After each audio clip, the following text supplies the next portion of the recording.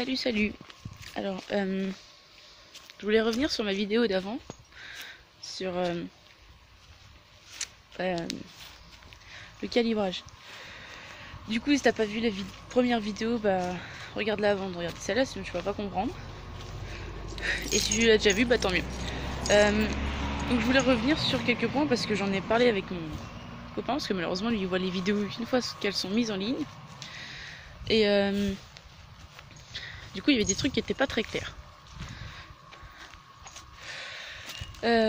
Notamment le fait que quand il a fini cette vidéo, il m'a dit mais t'agresses le consommateur, mais c'est peut-être pas lui le problème, c'est sûrement à cause des normes et des lois.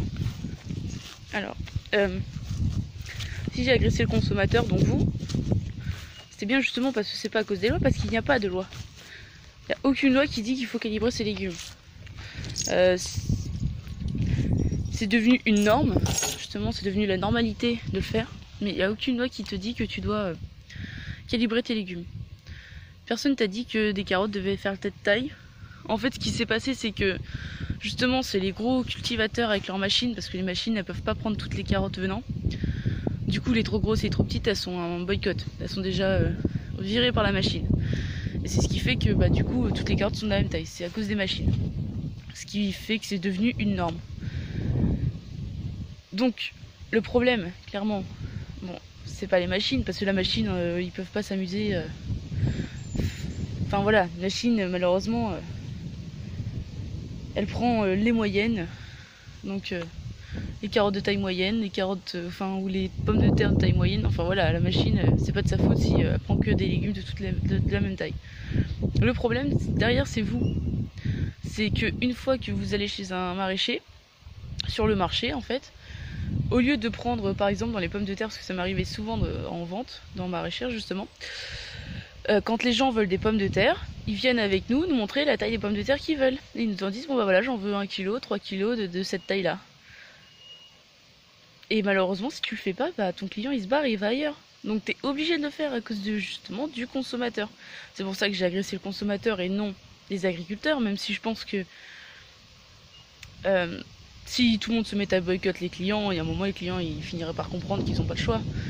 Mais ou sinon ils achèteraient justement des légumes calibrés chez les gros cultivateurs. Mais voilà, le problème c'est vraiment le consommateur parce que lui n'est pas capable de réagir devant un étal de fruits et légumes en se disant que bon bah voilà, il faut qu'ils prennent tous les légumes de n'importe quelle taille et qu'ils fassent pas chier et c'est tout. Donc oui, si je vous ai agressé, c'est parce que c'est de votre faute. C'est clairement pas de la faute du cultivateur. Même si je vous dis, on a tous une part de responsabilité, c'est sûr. Mais la plus grosse part de responsabilité, elle vient à la fin. Arrêtez de nous demander de trier vos légumes, arrêtez de vouloir des normes. Les normes, c'est de la merde. Qu'est-ce que la normalité déjà? Parce que bon, il faudrait déjà redéfinir ça, parce que la normalité, c'est pas d'avoir des légumes de toute la même taille. Hein. Enfin, c'est devenu la normalité, mais ça ne l'est pas. Et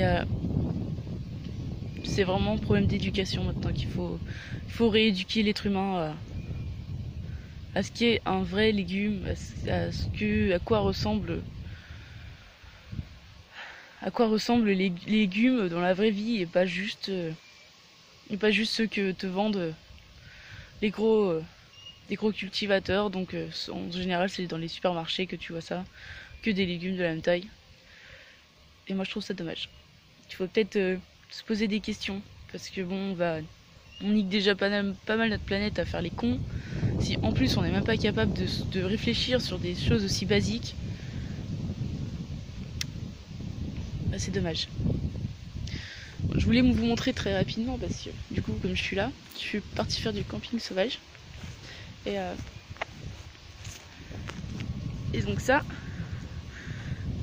on l'appelle la maison aux chauves-souris. Donc il y a une porte, mais il y a 2 portes, mais elles sont scellées, on ne peut pas rentrer dans la maison. Et elle a été rénovée en 2009 en fait, pour accueillir les chauves-souris, parce que là on est dans l'Oise et il y a des espèces de chauves-souris qui est en train de disparaître. Et donc voilà, du coup ils ont refait une petite maison de chauves-souris, donc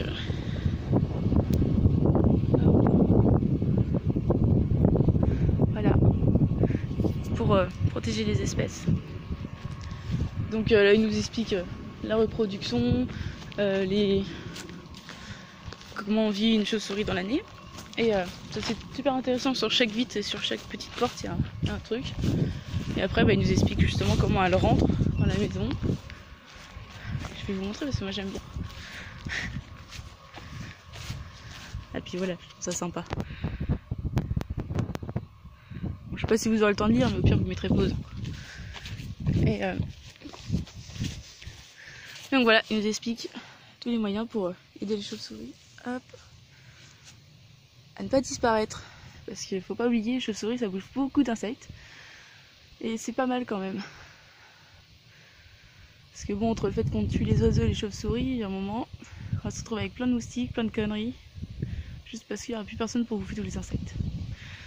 Voilà, bisous.